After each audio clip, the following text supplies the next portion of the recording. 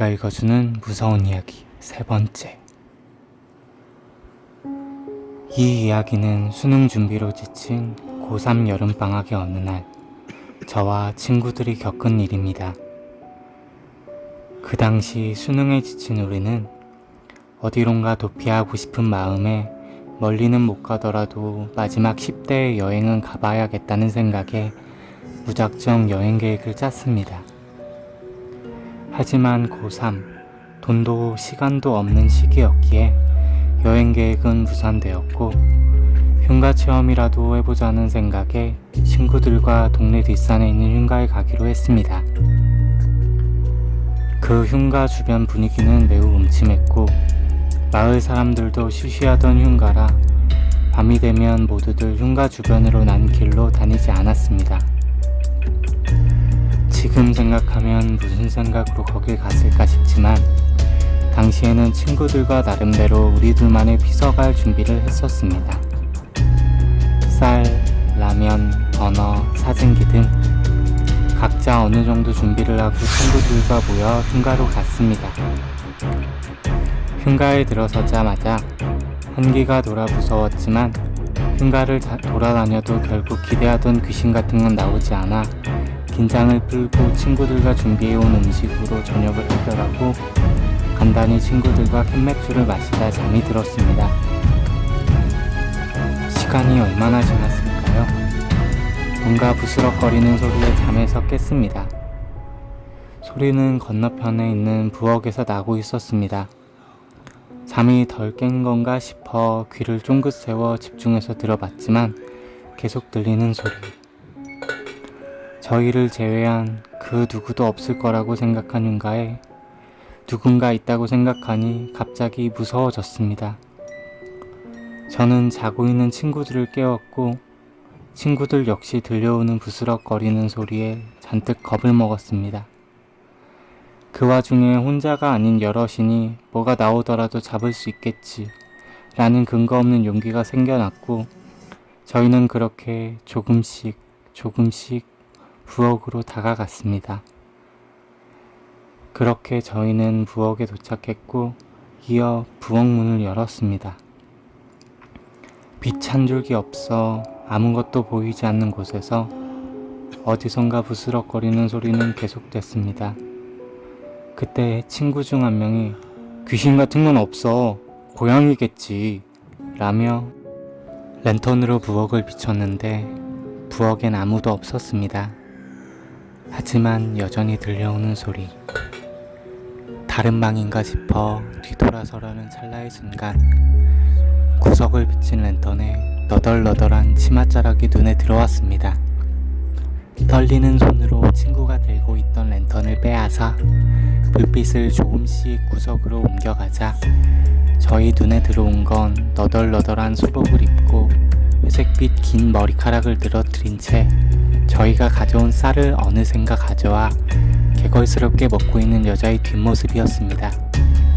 저희는 그 모습을 보고 누가 먼저랄 것 없이 일제히 비명을 질렀고 그제서야 그 여자가 저희 쪽으로 고개를 돌려 저희와 눈이 마주쳤습니다. 그때 본 그 여자의 얼굴은 정말 말이 아니었습니다. 입은 비정상적으로 찢어져 있었고 코는 문드러진 채로 없는 데다가 눈은 새하얀 흰자만 부릅뜨고 있었습니다.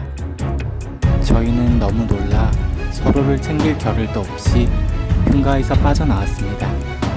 그리고 친구들과는 이 일을 다시 입에 담지 않기로 약속했고 그 일이 있고 몇 일이 지나 저는 고3 수험생 신분으로 돌아와 수능 공부를 하고 있던 어느 날이었습니다. 그날은 거실에서 어머니께서 TV를 보고 계셨고 저는 제 방에서 공부를 하고 있었는데 갑자기 어머니께서 상기된 표정으로 방문을 벌컥 여시며 들어오셨습니다. 그렇게 들어오시더니 제게 "너 또 공부 안 하고 라디오 켰니?" 라고 부르셨고 전 당연히 킨 적이 없기 때문에 "아니요, 공부하고 있었어요" 라고 대답했습니다. 어머니께선 겸연쩍은 표정으로 다시 거실로 가셨는데 얼마 지나지 않아 다시 들어오시더니 "라디오를 듣고 있으면서 왜 거짓말을 하니?" 라고 하시며 화를 내시는 겁니다. 그래서 라디오 콘센트도 안 꼽았고 라디오를 직접 보여드리며 해명을 하자 어머니께서 이상하시다는 듯이 말씀하셨습니다. 이상하네. 근데 왜 네 방에서 자꾸 여자 웃음소리가 들리니? 어머니께서 처음에는 TV 소리인가 싶어 소리를 줄여도 제 방 쪽에서 여자 웃음소리가 나더랍니다. 그날은 어머니께서 잘못 들으신 거라 생각하고 그렇게 넘어갔습니다. 그런데 다음날 저녁, 전날과 같이 제 방에서 공부를 하고 있었는데 어머니께서 마트를 다녀오시자마자 어제와 같은 표정으로 방문을 벌컥 열고 들어오시더니 너 뭐하는 년이야? 라고 갑자기 소리를 지르셨습니다. 전 영문도 모른 채 우선 어머니의 흥분을 가라앉혀 드렸고 어머니께 자초지종을 물었습니다.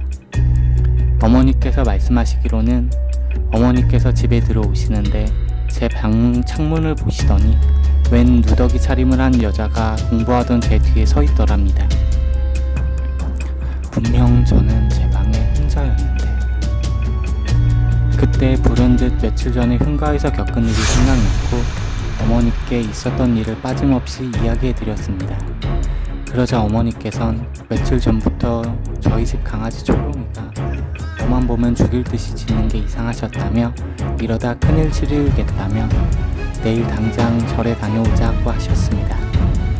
다음날 저는 어머니께서 평소 자주 다니시던 절에 가서 주지스님께 흉가에서 있었던 일을 설명드렸고 이야기를 다 들으신 주지스님은 탄식을 하시더니 심각한 표정으로 제게 부적 2장을 주시며 한 장은 제 방문에 붙여놓으라 하셨고 한 장은 제가 어딜 가도 꼭 지니고 있어야 한다며 신신당부하셨습니다. 그렇게 어머니와 저는 부적을 받고 집에 왔는데 이상하게도 요 며칠 사이 제가 오기만 하면 그렇게 짖던 초롱이가 보이지 않았습니다.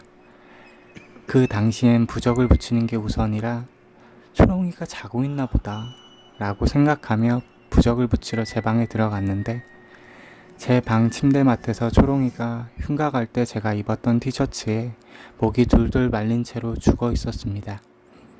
분명히 그 옷은 다녀와서 무서워 침대 밑 구석에 숨겨두고 아직 한 번도 꺼내지 않았는데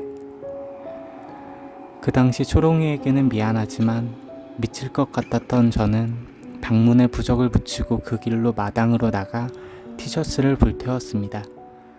다행히도 그날 이후 더 이상 이상한 일은 일어나지 않았고 저는 그 뒤로 아무리 급한 일이 있더라도 흉가 근처에는 얼씬도 하지 않게 되었습니다.